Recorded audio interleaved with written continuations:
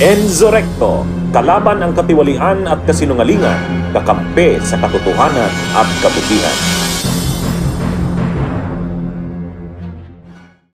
Sa my defense case, pwedeng pa-recall lang po ano yung paano natin ma-establish na because nag-change ng design ng building may human trafficking na. I mean, anong mga purpose ng false stairs para lang ma-recall na. Alam lahat ni my defense yung nangyari being the chairman of the company nung Pinpoint. And lahat ng nangyari na pagbabago roon will lead to doing that human trafficking, yung paglagay ng false doors, ng false stairs, yung paglalagay ng rooms na dapat offices, ginawang hotel rooms. Makita nyo sa original plans, ilan lang talaga yung doors.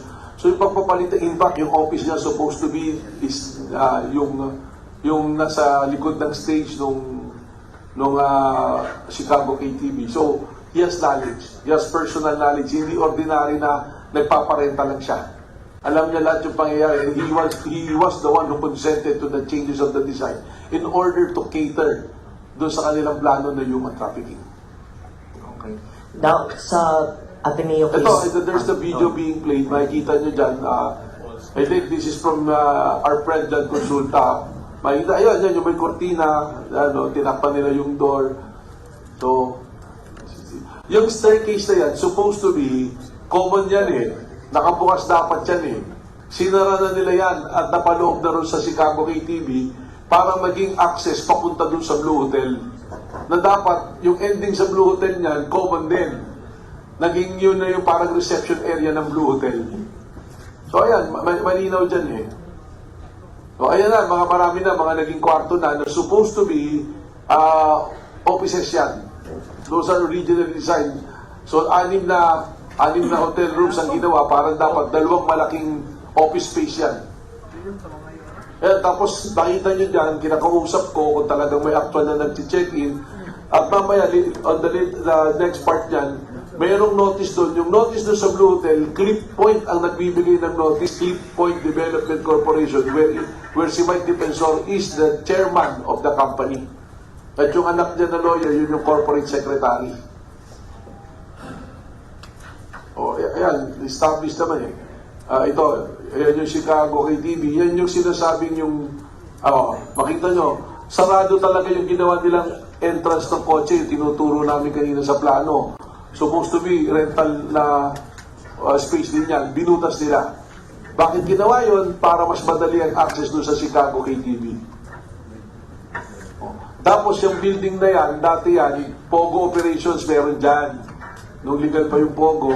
So, bakit naglagay ng dyan, ng Chicago KTV, sinong target customers? Yung mga nagtatrabaho sa Pogo. Mga Chinese workers na nagtatrabaho sa Pogo. Yun yung sinasabing may fire exit sa likod. Damuhan na eh, walang babagsakan eh. Yan, makikita nyo. That's the reason why we took time for us dahil we follow Memorandum Circular number 20, reasonable certainty of conviction yung inahabol namin dito. And with all this evidence, all these pieces of evidence, we are very certain that there will be a conviction once they nakit namin sa order. With regards po dito sa inyo po plano pong pagka-file ng kaso against former Congressman Mike Defensor, we can already foresee, sir, na mayroon pong sectors that will say ito po ay paliwanag na pamumulitika lamang. Maaaring bini-weaponize po ninyo yung inyong pong posisyon para ho tuligsain ang perceived na kalaban po ng gobyerno. Pero on your answer, ano pong take niyo po dito? Well, nakita niyo yung ebidensya, malinaw yung mga ebidensya natin. This is the very reason why we're putting out the evidence to the public. So that the public can judge, politika ba talaga to o talagang may violation ba na ginawa? At lumalabas doon sa ating pag-imbestiga, it took time. Kailan yung natin na-rate to? Parang 2 months ago, no? Or a month, 2 months ago na natin na-rate to. Ngayon natin pang-file kasi nag-gather pa tayo ng dokumento, nakipag-ugnayan pa tayo. So yung namang kaso nung sa asawa at sa anak niya, umaandar na yun, this will be the additional case that we will file. Kasi ang nagiging depensa niya, sabihin, lesser lang kami eh. So hindi namin alam yung nangyayari dyan.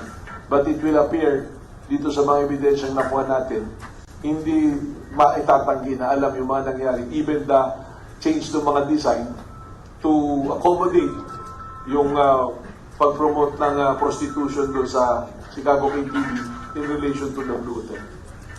Sir, kung halimbawa po i-deny po nila na wala silang alam doon sa pangyayari or operations ng human trafficking,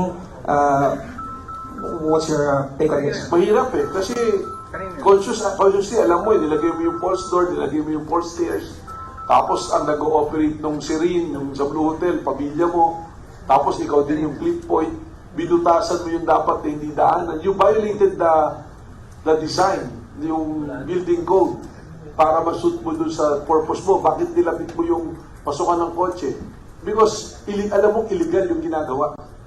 Bakit mo sinara yung dapat na yung main entrance papunta roon at naglagay ka ng maliit na lagusan? Yung opisina mo, nandun sa likod ng stage, original sa design, nandiyan dyan. So, at yung dapat na opisina naman, ginawa yung hotel, ilang kwarto yung nilagay ninyo.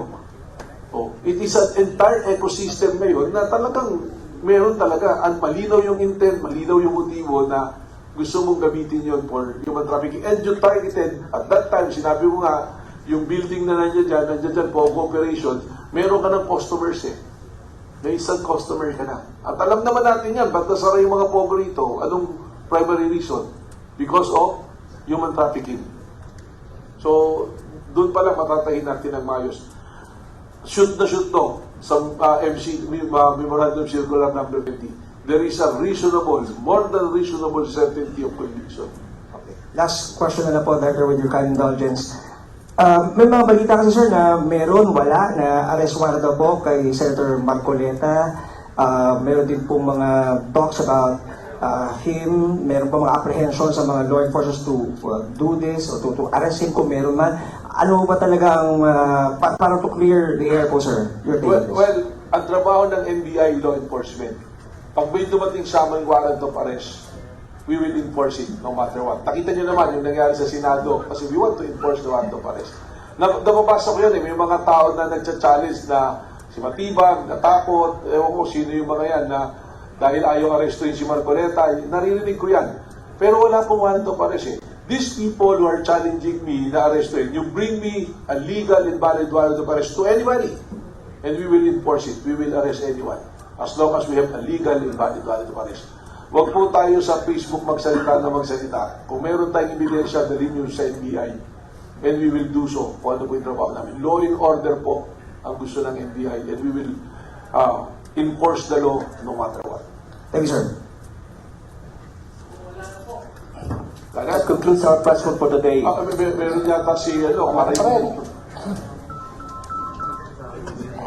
Hi, Direk. I'm J-Pop from Inquirer. Direk, hingi lang din po kami ng update doon sa investigation ng NBI doon sa shooting incident sa Senate, pati sa alleged escape nga po ni Senator Bato de la Rosa. Recently, nagpasubpina ang NBI kina former Senator Franz Aplaska and 3 others. Ano pong update po doon? Well, ang siya, Praska as per time to be present, but just to say, we have our own spot report and investigation that we have submitted to the Department of Justice for their disposal.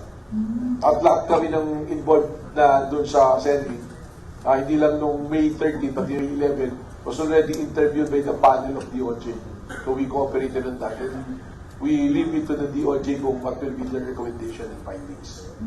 Kasi recently po, nung June 11, nakausap po namin siya, sabi po niya, nag-request po siya na i-defer Yes. muna. So, hindi na po inaasahan na Well, wala if others he will lang come dito. in voluntarily and give a statement, we will more than willing to do so. Pero in the meantime, we have submitted a report to the Department of Justice for their proper disposal.